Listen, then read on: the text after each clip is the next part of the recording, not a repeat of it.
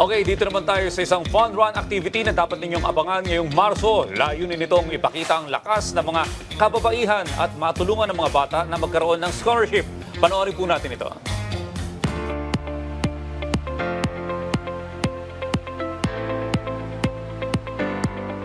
Bilang bahagi ng selebrasyon ng International Women's Month sa darating na Marso, inanunsyo na sa isang media press con ang opisyal na pagbubukas ng Filipina CEO Circle Women's Run PH o FCC na magaganap ngayong March 9. Ang FCC Women's Run PH ay isang fun run activity sa paunguna ng isang private group na layuning ipakita ang lakas ng pagkakaisa ng mga kababaihan at tulungang mabigyan ng scholarship ang mga mag-aaral. We are basically a leadership organization that promotes executive development and student and executive development.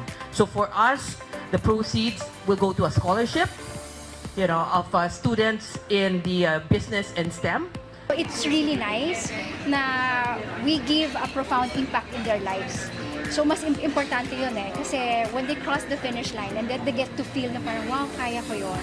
Nagawa ko yun despite of the challenges that I'm going through. Mula sa 10 runners, umabot na sa mahigit 5,300 participants ang sumali sa naturang aktibidad. At ngayong taon, target nilang makaabot ng 8,000 participants. We only had 1,700 women joining. Few months after when we launched the first International Women's Month na event natin, which is FCC Women's Run PH last year, we were able to reach 5,300. Ang FCC Women's Run PH ay hindi lamang isang aktibidad, kundi ito ay upang ipagdiwang ang kanilang tapang, lakas, tagumpay at pagkakaisa. Ang bawat takbo ay magsisilbing patunay na pagsuporta sa karapatan at empowerment ng kababaihan.